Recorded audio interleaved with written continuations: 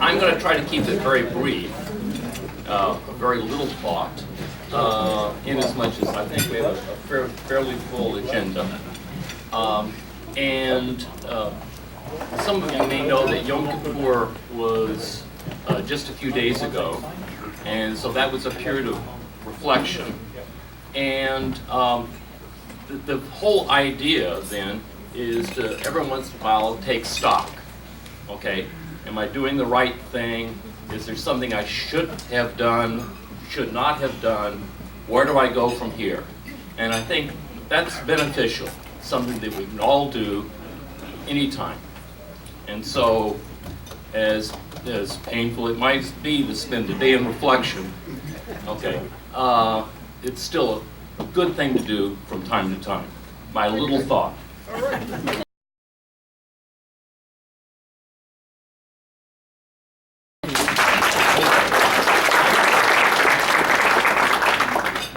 Oh yes, the President's Graphic of the Week. Alan was able to find one relevant to the power outage. How many PG employees does it take to turn on a light bulb? One in the bucket, one truck driver, 137 meteorologists, 972 bankruptcy lawyers, 17,050 utility pole inspectors, and 16 million shareholders. We bumped several things out of the way to put that from the front of the line. All right? Okay, let's get rolling.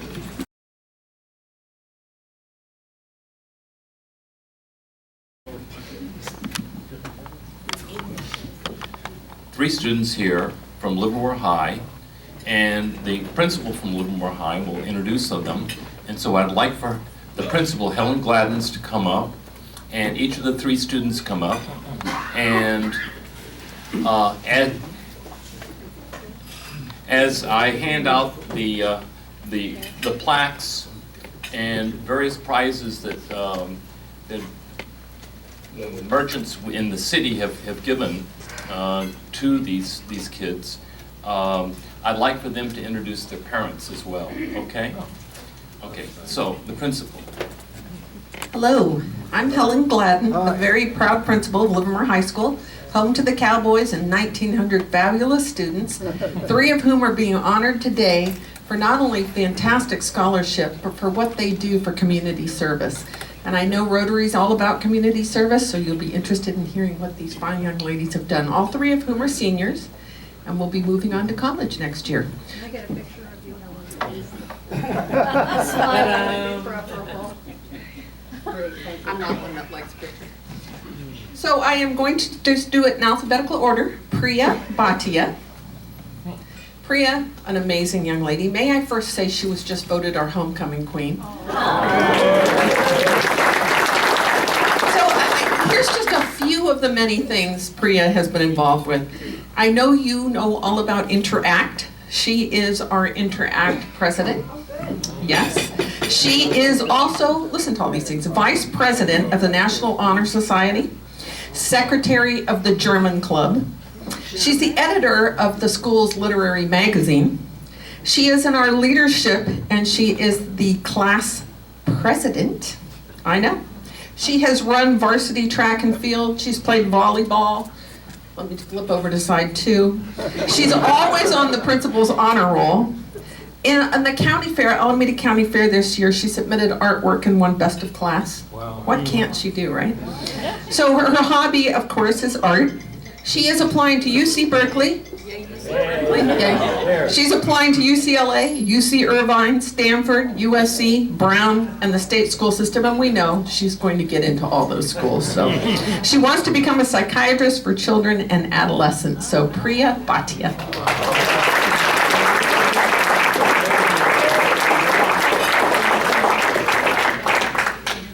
Our next amazing young woman is Keely Maloney. Keely is the National Honor Society president, the Interact secretary. She is also an editor for our school's literary magazine. She is in leadership as a community service commissioner. She attended a 9-day camp at UC Berkeley for the National Student Leadership Conference. I don't know where she finds the time for all this. She is consistently on the principal's honor roll. She loves going camping, going to the tide pools, singing and drawing. She's applying to the UC system, Stanford, and the California State system. She'd like to major in political science with an emphasis on, of course, public service. So, a wonderful young lady.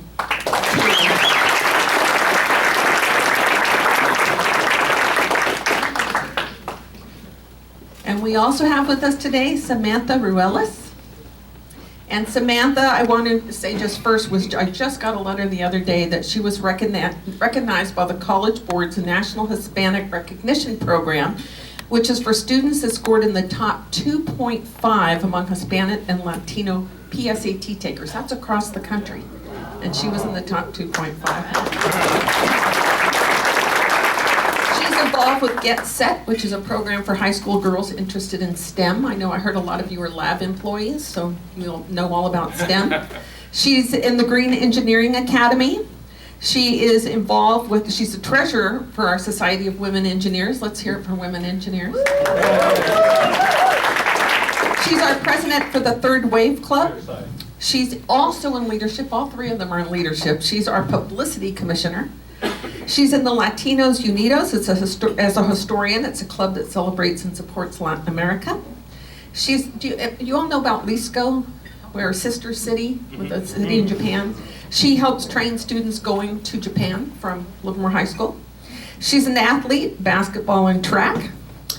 Oh, I could just go on and on. She serves hot food at Open Heart Kitchen. She organized and held the first Tampon Tuesday in the U.S., which is an international effort to donate feminine hygiene products for local shelters. And she did a phenomenal job of that right here in Livermore. She's a Rotary Outstanding Scholar today, obviously, as are all three. She's applying to BYU Provo, UC Davis, UCLA, UC San Diego, and UC Irvine. Her intended major is either biomedical engineering or international relations with an economics double major. This is why I love my job. I mean, who gets to hang out with kids like this unless you're a principal at a high school? So, you go, girls. Yes,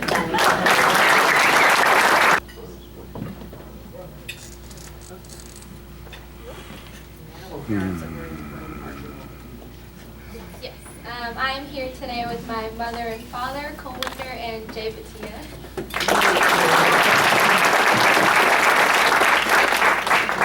I'm here with my mother, Patricia Maloney, today.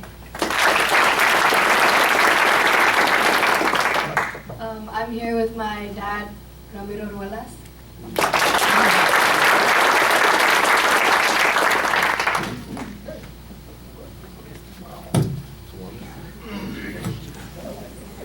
Well done.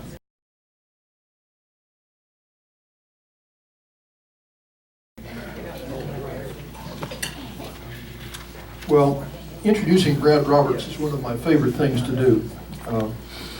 Last year, as president-elect, I was chairman of the program committee as well, of course.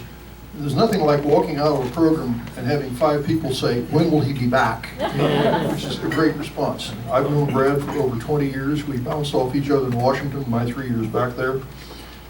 Saw him in the interval, was delighted to have him come back out here. Last year, he talked about Iran and Korea, and I asked him to come back this year and said, well, the wheels have kind of fallen off with Russia too, so why don't you come back and talk about Iran and Korea and Russia. I finally decided what it is Brad does best of all. He explains to us that which is not understandable and helps us understand that which is not explainable. So Brad, your audience.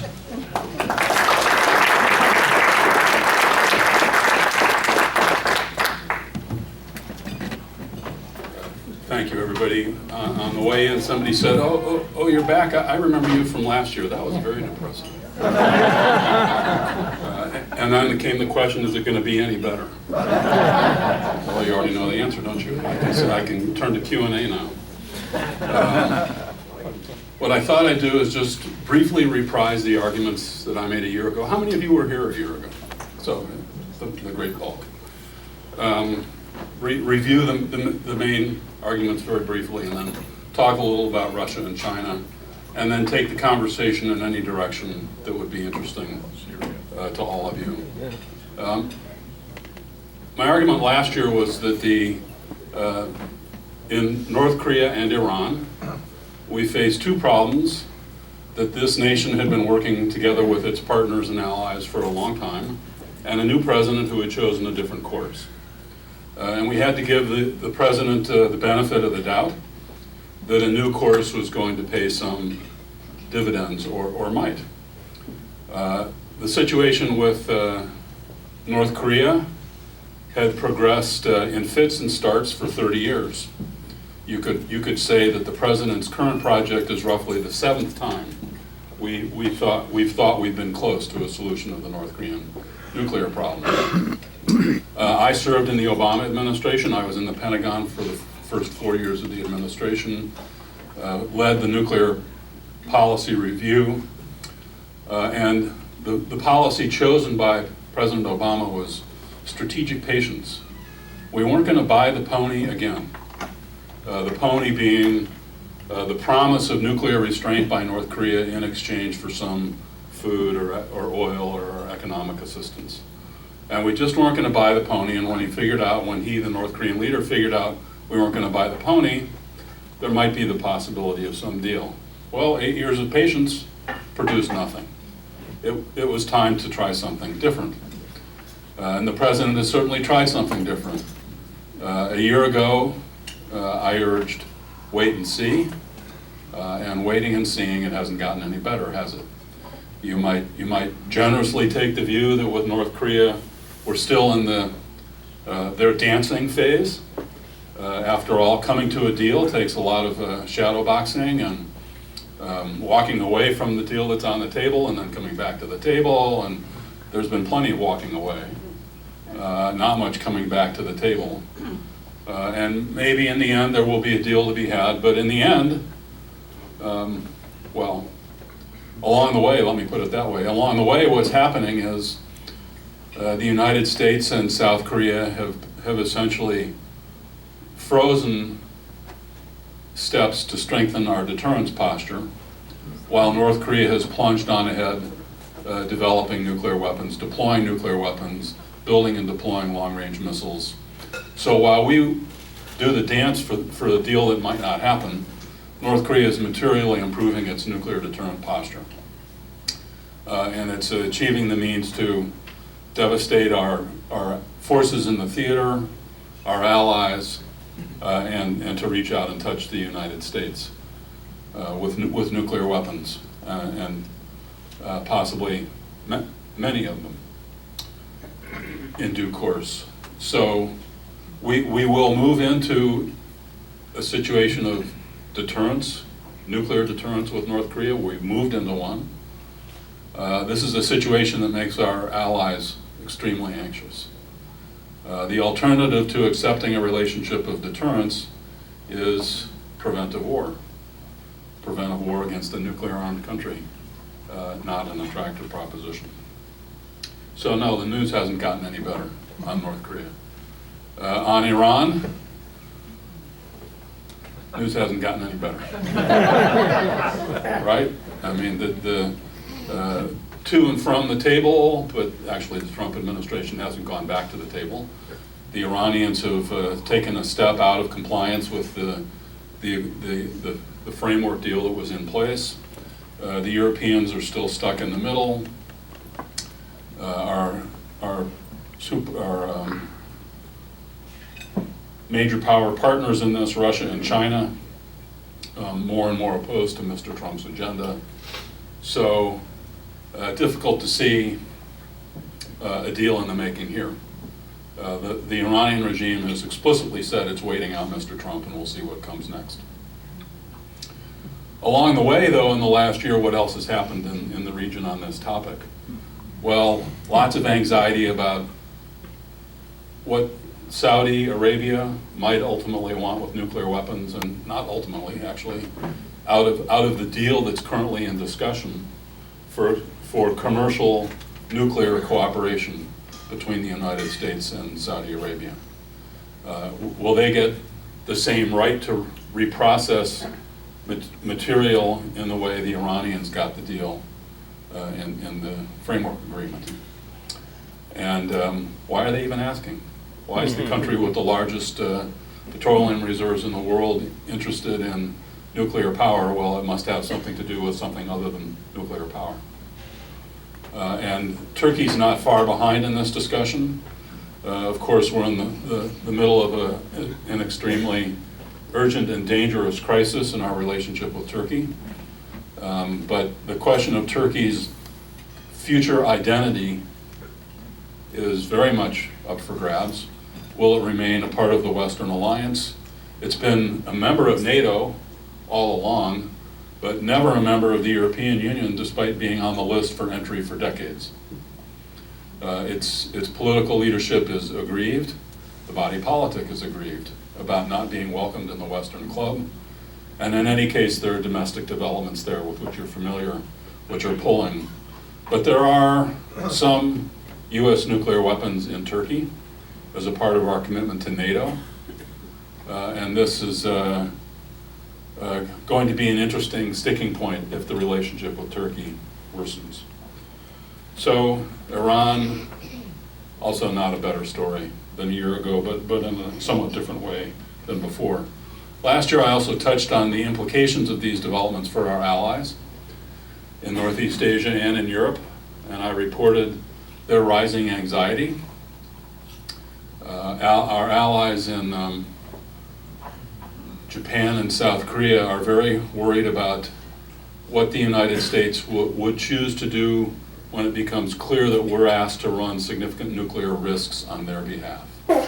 When North Korea starts threatening to fire this missile at this place at this time, what will President Trump do? They're not reassured. And this has become a discussion not so much among our allies, behind closed doors, usually over beer after the meeting's over. It's become a discussion about us, not our leaders. It's become a discussion of how deep are America's anchors with alliances, with international leadership in the world. Does it depend on who's in the White House? Could the president actually stand up and say in the middle of a shooting war over Korea, we don't care, we're staying home? Would the American public stand for that? It's a good question. I wish we knew the answer. Our allies wish they knew the answer. So what you see among our allies, particularly in East Asia, but to an extent in Europe, is more hedging, more preparations for that time when they conclude that they've been abandoned, or that they're going to be abandoned in the moment of need. And if they're in a moment of need, they'd better be ready to go quickly to get something that's going to protect them. So recall that Japan had a serious debate about keeping nuclear power generation after the big incident at Fukushima. And two quite senior people in the Japanese political system said, of course we're keeping nuclear power because that's the only way we keep the nuclear weapon option for Japan, which we may well need because who knows how long America is staying in East Asia. These questions have only sharpened. They were there before Mr. Trump arrived. There's no reason to hang all of that doubt and anxiety on Mr. Trump, but it's gotten worse. So let me turn to Russia and a little bit about China. Russia and China, really for the period, the first 25 years after the end of the Cold War, weren't problems for our nuclear deterrence strategy. We didn't really worry about the problem of a war with either Russia or China, or certainly we didn't worry about a war that would involve, but we could imagine a limited conflict over Taiwan or some incident with the Russians in the Arctic, but not a war that would lead to questions of national survival and all-out nuclear Armageddon. And so we put our focus as a nation onto these rogue states, North Korea and Iran, Iraq earlier, and we've tried to build a missile defense and deterrent forces that would be effective in protecting us and our allies from these actors. And at the same time, we tried to build cooperative strategic military relationships with Russia and China. When Jay was in Washington, D.C., he ran the Defense Threat Reduction Agency, a significant element of which was cooperative threat reduction with the former Soviet Union successor states, with Ukraine, with Russia, Kazakhstan. We were engaged in the enterprise of reducing nuclear threats together. We kept a big nuclear deterrent as a hedge against the possibility that there might be another coup in Moscow, but this time it went badly. And thus we could wake up one day and find a very hostile government in Moscow. But so we adopted, in short, a laissez-faire attitude towards Russia and China from the nuclear deterrence perspective. And our sense of ease with that has frittered away, been taken away piece by piece. I was in the Pentagon when the Obama administration conducted its quadrennial defense review update in 2013, or was it 2012? 2012. And this produced an unclassified document that's, I think, 14 pages long. And the penultimate draft circulated among the senior staff, and Russia was not mentioned. 2013. Not mentioned as a enemy, adversary, partner, ally, friend, just not mentioned. Not a part of the defense community's worldview. Mr. Putin had already decided in 2006, 2007, well, when did the interference in our domestic political system, according to the intelligence community, that decision was made in 2008. So there was already a change in Mr. Putin's heart, and he, of course, very closely associated nuclear weapons with Russian national strength, weight in the international system, and influence. And a part of his ambition to resurrect Russian society and Russia's place in the world is to resurrect the nuclear deterrent in Russia.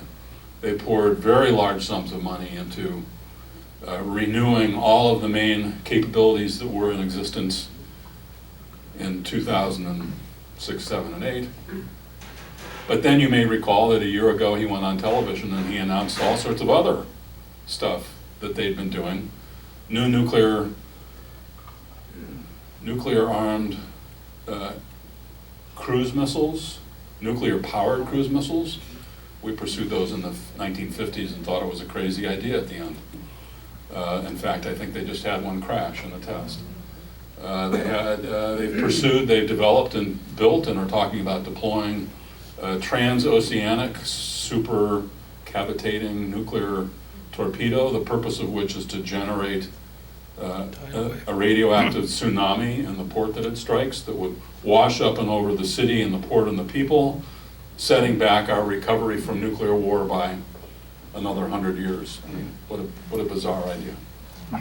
And we don't know, I mean, Putin's animosity towards the West and the United States is clear, but he's also clear that he wants to put Russia in a position to negotiate peace from strength.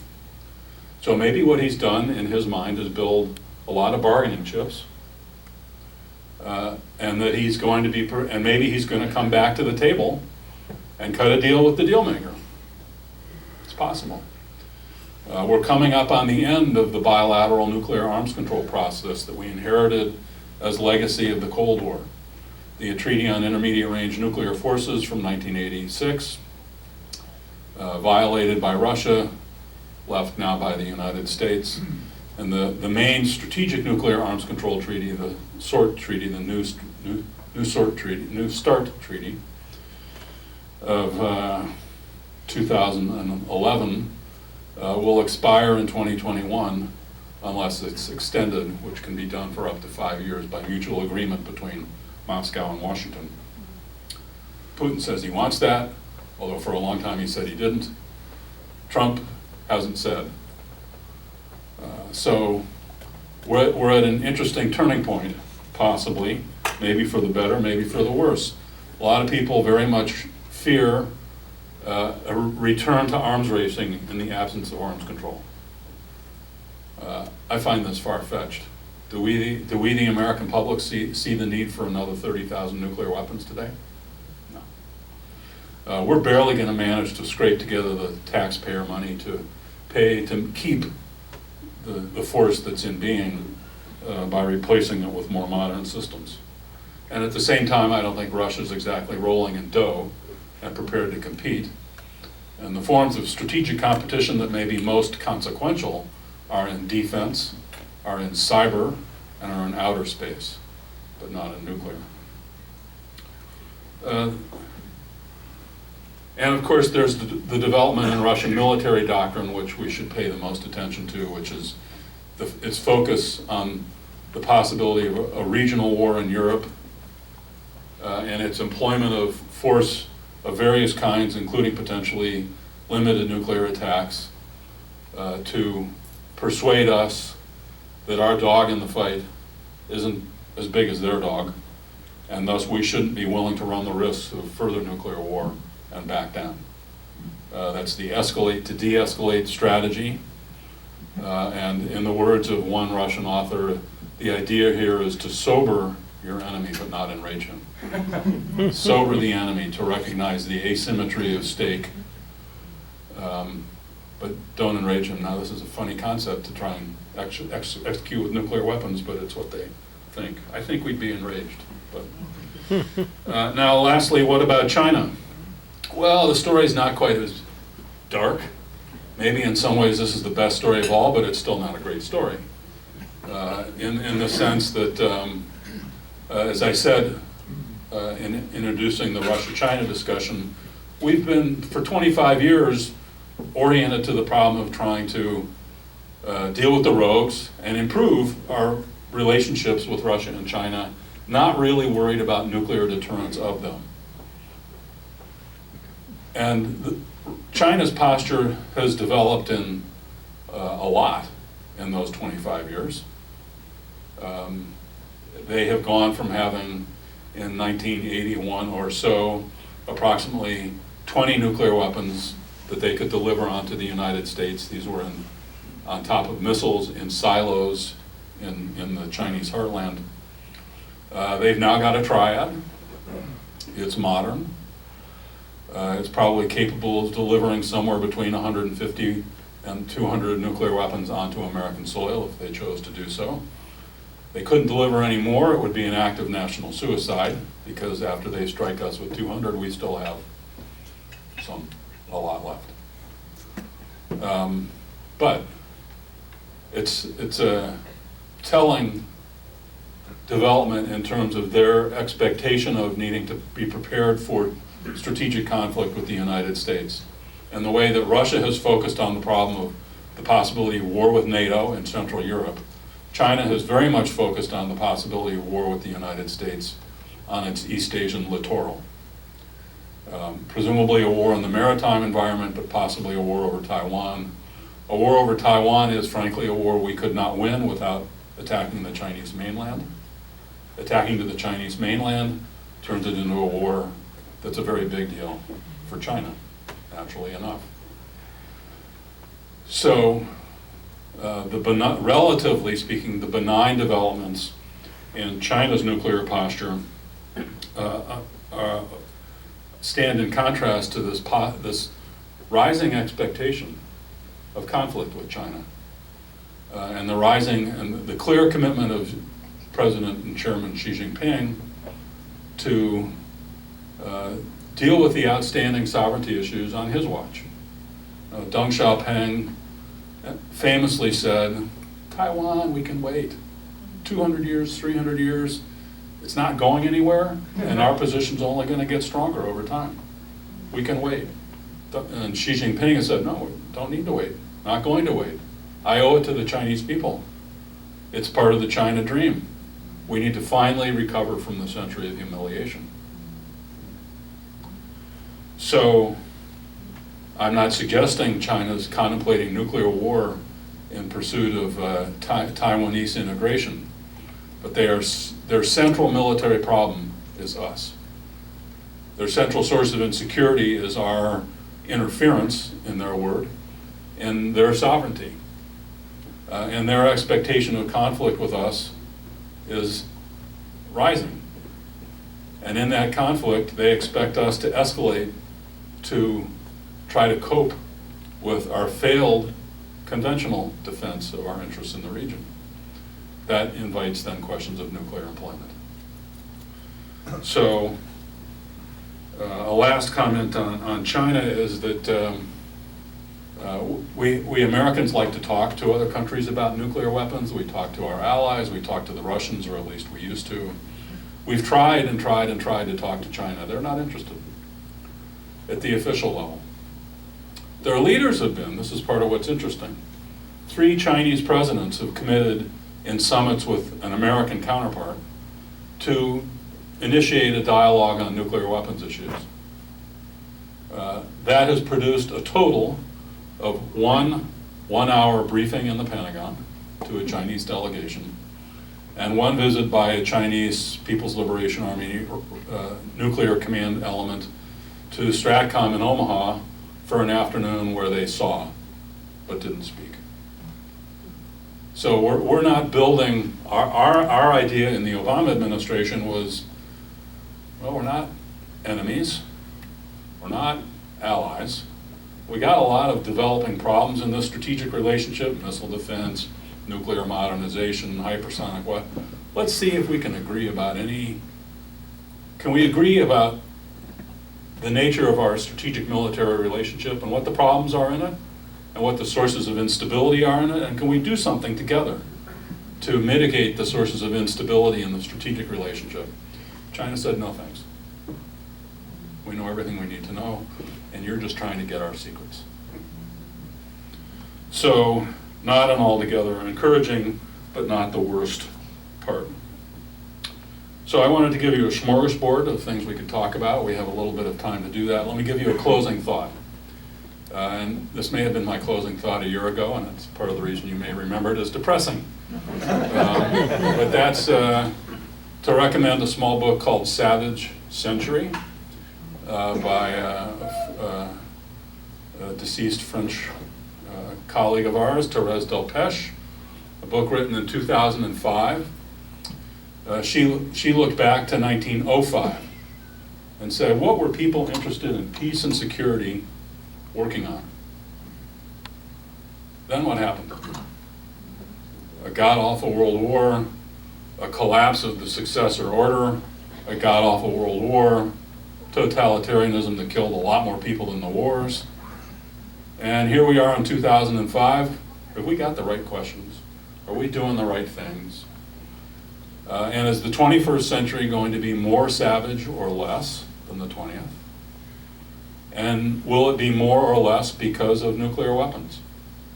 Will they make it impossible for states to go to war, and thus we're just not going to go down that pathway again? Or will we trip our way into nuclear conflict that'll be worse than worst kinds of wars than we saw in the 20th? When we find the answer to that question, well, we'll probably find the answer to that question in the last day of the 21st century. But that's what this whole talk leaves me puzzled on, that question. So with that, let me open it up to questions and comments masquerading as questions.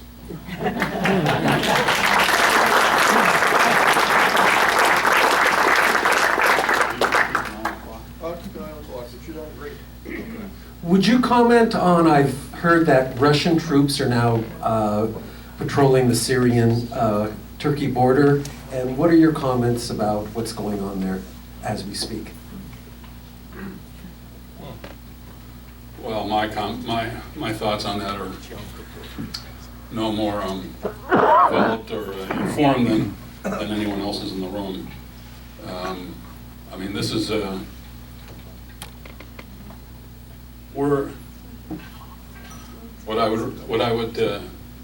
I would make a recommendation that you read an Atlantic magazine interview with Barack Obama from 2007, I think it was.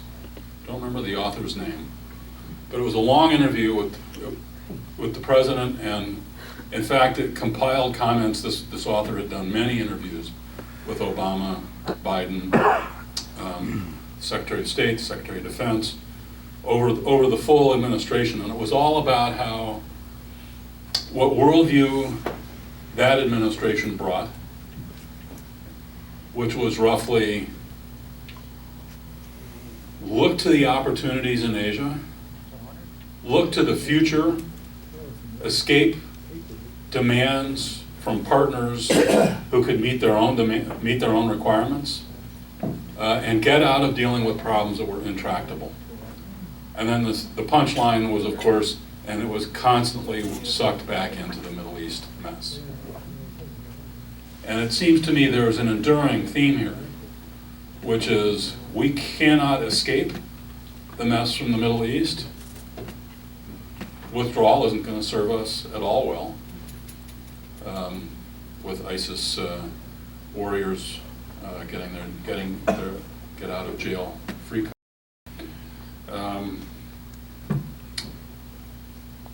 But we're not going to go to war in all of those countries and lead some 1,000-year-long crusade in the region. This is just a dilemma we're going to have to deal with. And I quarrel, of course, with the decision of this president that he made Sunday, and and the consequences are going to be severe and very long-lived. And it's another gift to President Putin. On the other hand, we don't really anymore want the position in the Middle East that Russia is coveting. And Russia is just as likely to find it a quagmire as we did. So from a perverse balance of interest perspective, getting Russia stuck in a quagmire, it's stuck in a quagmire in Ukraine. This isn't entirely an unwelcome development. I said, and they got stuck in Afghanistan. Well, that's right. Yes. After listening to this, I think about all the money, brain power, and energy that goes into weapons to kill each other. And hardly any of that is being put toward climate change, which is liable to kill us first. So I'm kind of curious about what are the thoughts of these people that are working so hard to make these weapons to kill each other when you just have to look outside to see it coming? Well, why is it an either-or question? Why is being secure, to the extent that's what the weapons do? I'm not making that case. But I don't see that there's we should be able to do both of these. We should be able to provide for our security and deal with the other challenges in front of us. And let me go out on a limb. We try to get our security on the cheap. And by that I mean, every time somebody says, we spend as much on defense as the next blah-de-blah number of countries put together. Well, how many other countries have taken on the responsibilities we've taken? An isolationist America would spend a lot less on defense. Well, we'd spend a lot less on the military, we'd spend a whole lot more on homeland defense. If we unreasonably, in my view, concluded that we didn't need alliances and we could just leave the mess in Europe and the mess in Asia to Europeans and Asians, and we go about our lives blissfully at peace, we would find that a much more expensive world and a much more dangerous world, it seems to me. So we're spending as a nation less than we spend on our defense from a perspective as a percentage of gross national product than 20 years ago, 1998. We were living in, quote, the unipolar moment. We had no major power rivals. We had one troublesome regional actor. We were harvesting the peace dividend, and we're spending less today. Yep, I thought that might provoke a reaction. Well, because I wasn't talking about our money. I'm talking about worldwide money and interest and what attention is being paid. It would seem to me that the idea that the world itself is going to become uninhabitable would be some sort of thing that the world would need to cooperate on and maybe not spend so much time on military. Seems that way, doesn't it? Yeah.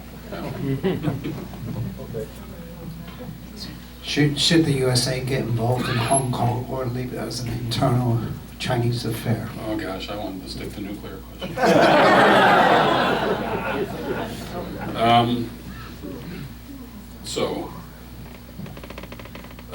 We're involved in Hong Kong. Silence is to be involved. Putting military boots on the ground is to be involved. There are all sorts of different ways to be involved. We're financially involved. We're complicit. I think that personally, I think the president's positive nod to the government in Beijing was dangerous. We don't want to be seen to be, and we don't want to be, on the wrong side of the Chinese people. It's clear where the Chinese people in Hong Kong are today. And it's clear that their government is slowly tightening the noose and getting the encouragement from the United States. Should we put boots on the ground? No. Should we engage in a trade war? Oops, we're already doing that. I'm not sure what our point of leverage is. But to stand by and say we don't have anything at stake and what they're doing is fine is just to betray the American way of being in the world. What sets us apart is our values. One more Yeah. question? Yeah. So you'd mentioned that Xi Jinping is interested in recapturing maybe Taiwan, for instance, and earlier rather than later. What is to prevent, I'm just curious, if he were to go for that tomorrow, and it appears our president would be mostly associated with maybe trying to increase trade war, tariffs against them and all, is that an effective strategy, or is there anything else the United States could actually do? Yes, we could help the people in the government on the island of Taiwan raise the cost to China of military action against Taiwan. We have maintained the right ever since the Shanghai Communique. This was the deal that was cut with Mao. We've maintained the right, even though we ended our alliance with the Republic of China, which is the government on the island of Taiwan. We've maintained the right to provide military assistance and to defend them if they are attacked, while insisting that if they're the provocateur, it's not our obligation to defend them. We have sometimes made this problem worse by saying we will defend them under any circumstance, because then we see the move to independence, formal declaration of statehood, and that would be the precipitating event for Chinese military action. What we haven't done is equip Taiwan to impose significant costs on the military forces that the mainland would send to try to occupy the island. It used to be jokingly referred to as the million-man swim. That was the only way that the People's Liberation Army was going to get there. Well, they built a modern fleet, which can be sunk. And we haven't put ourselves to that problem. And let me say, part of the reason we haven't put ourselves to that problem goes back to that arms control agreement of 1986, the Treaty on Intermediate Range Nuclear Forces. It's called the Intermediate Range Nuclear Forces Treaty, but it bans all missiles of intermediate range because in 1986 we couldn't tell if they were nuclear or non-nuclear. So what's the ratio of the balance of intermediate range missiles in the areas surrounding Taiwan? 1900 to 0. So if you're the People's Liberation Army and you're contemplating military action against Taiwan, you're pretty sure you can impose a lot of pain and you're not going to bear any in response, unless America chooses to nuke them, which we're not in that circumstance would be ridiculous.